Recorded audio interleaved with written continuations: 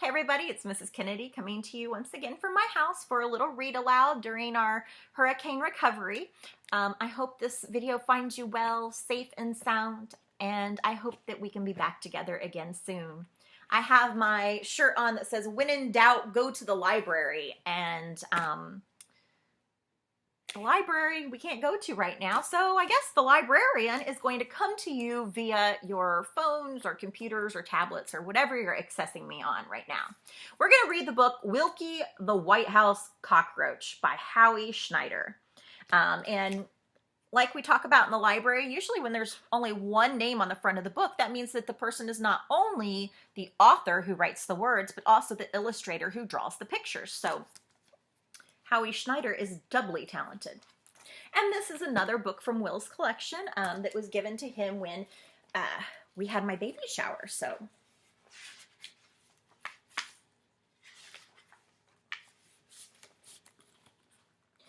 Wilkie was a young cockroach who lived with his large family behind a crack in the wall at Oscar's Pizza Palace in Washington, D.C., not far from the White House.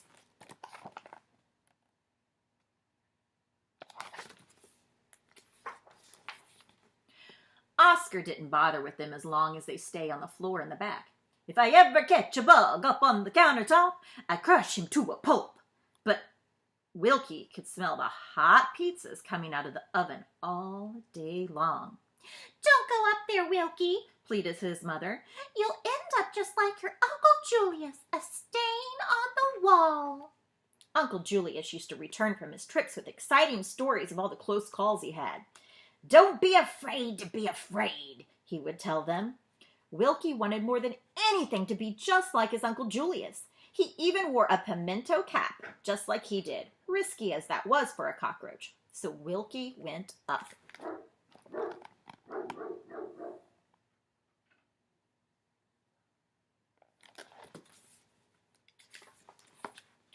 He hid behind a tin of grated cheese and watched as Oscar slid a sizzling hot mushroom and sausage pizza into a large cardboard box, almost under Wilkie's nose.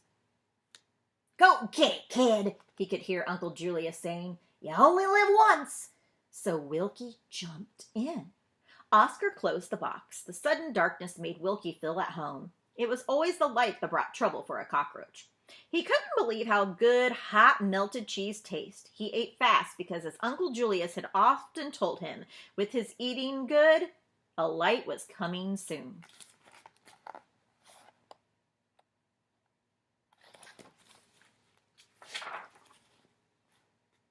And it came swiftly, as the box flung open with a cry to strike terror in the hearts of cockroaches all over the world. "Ah, a cockroach!" In every language on earth, it meant the same thing: squash him. Wilkie pulled himself out of the melted cheese and threw himself off the table. He started running towards the wall without looking back. The carpet was thick and hard to run on. He could tell from the enormous shadow that suddenly stretched across the floor that he was in big trouble. "Head for the corner," he remembered Uncle Julius saying. "They can't get a shoe into a corner."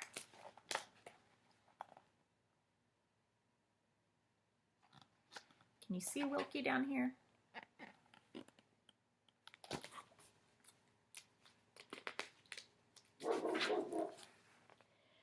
But this room had no corners. It was the Oval Office. This was where the President of the United States worked.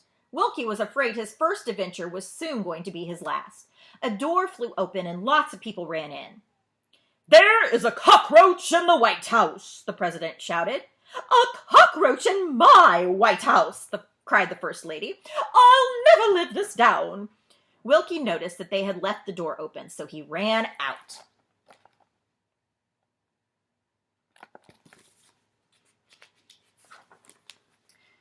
"These guys act like they've never seen a cockroach before," thought Wilkie. He was startled when part of the wall near him slid open, revealing a small room. People came running out, so Wilkie ran in.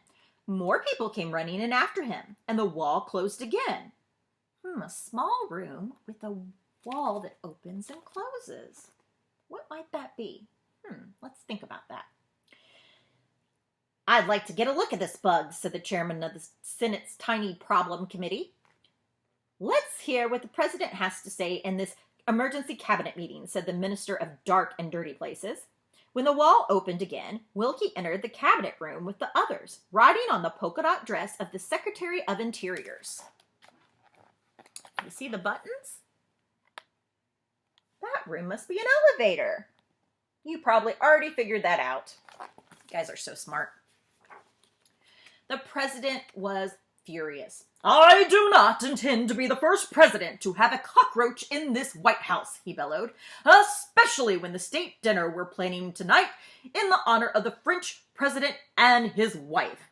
He glared around the table at the bug czar, the minister of creepy crawlies, and the secretary of small creatures. Find that cockroach, he roared, and step on it.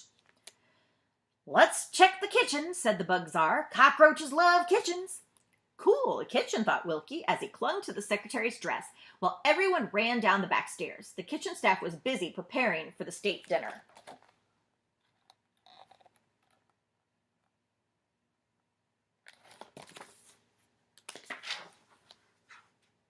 Out, shouted the chef. Out of my kitchen! Special orders from the president, said the officials. Wilkie jumped from the dress to the table to look for cover.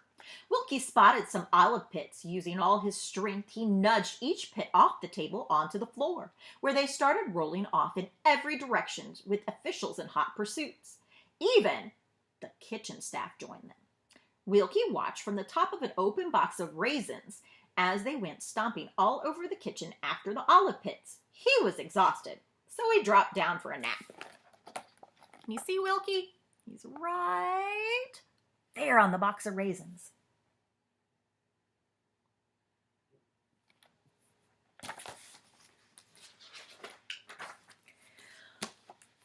All the knowledge and advanced technology of the strongest nation on Earth was brought into play to find the little cockroach. This bug's goose is cooked, said the director of the FBI. But by the time the state dinner for the French president and his wife was set to begin, Wilkie was still at large. At large means still on the loose. The president put on a happy face, but you could tell he was concerned.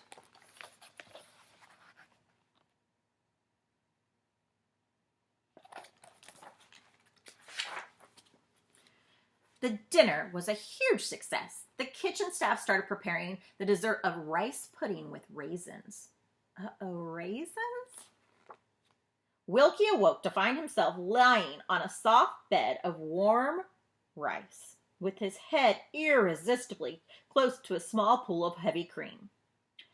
He knew what Uncle Julius would have done in this situation. Never pass up the chance to eat, he'd say. There may not be another. So Wilkie nibbled. Uh-oh.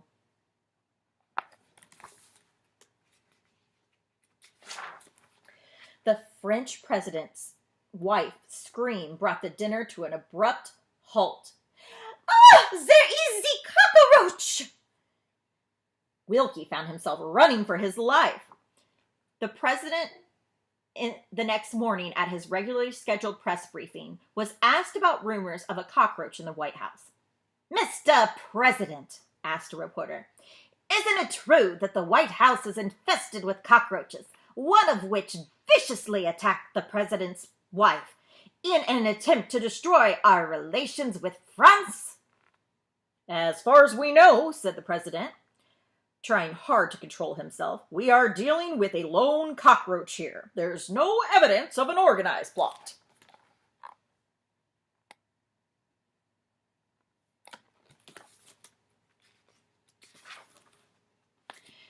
Back at Oscar's Pizza Palace, even Wilkie's family had heard the news conference. Oh no, cried Wilkie's mother. It's my Wilkie. I just know it is. Hordes of cousins, brothers, sisters, and friends let out a loud cheer. Way to go, Wilk! But the truth was, Wilk was running out of ways to go. It seemed now as if everyone was after him. You've got 6 legs to their 2, he heard Uncle Julius saying, so use 'em. And that's what he did. Look at him running everywhere. And there's his family back at Oscar's place.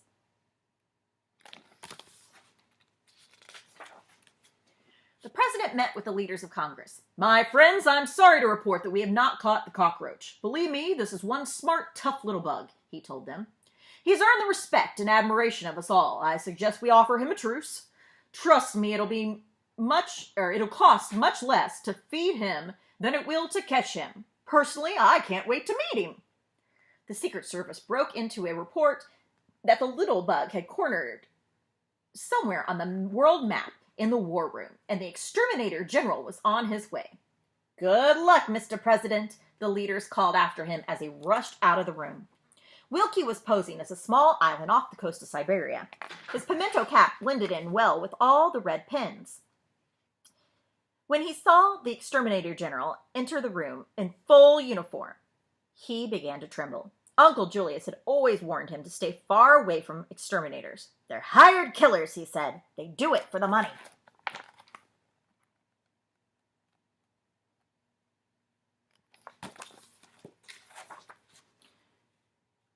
"Wait," said the president, who had just arrived. "Don't spray. I'll handle this." "Little bug," he said, turning to address the map, "wherever you are, let's stop this madness. You win. Let's make a truce. We can use a smart bug like you. You will be the White House cockroach, representing all the bugs in America. We'll supply you with everything a cockroach could want, and no one will bother you. I give you my word. What do you say?" "Wow," thought Wilkie. "Wait until Mama hears this. The White House cockroach." The president was offering him a better deal than the family even had at Oscars. But could Wilkie trust them? He didn't know what Uncle Julius would have done in this situation. Maybe Mama was right, he thought. I'll just be squashed like Uncle Julius was. But he was tired of running. And besides, there was no place left to run. So Wilkie came down. He's right there on the map.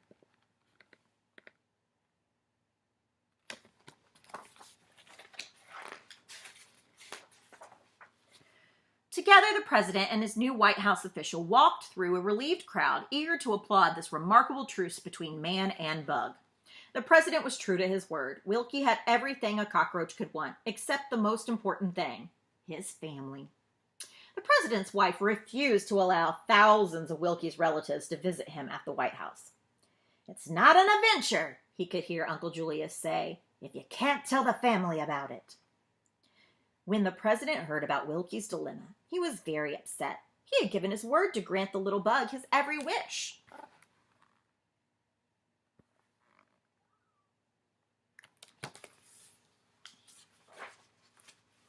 So Wilkie went home, and for the rest of their lives, the family enjoyed hot pizzas and Secret Service protection, courtesy of the President of the United States.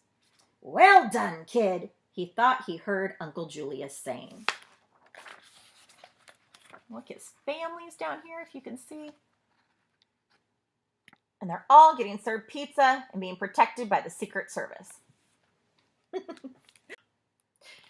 This book was super silly. Wilkie the White House Cockroach by Howie Schneider. Definitely a very unique story. Might be kind of cool to see the world from a bug's view once. But I don't know if I'd want to be that small forever. What about you? Something to think about. All right, until we meet again or until I read again, this is your library lady. I am thinking about you and counting down until we can be together again. Have a wonderful day and always keep reading.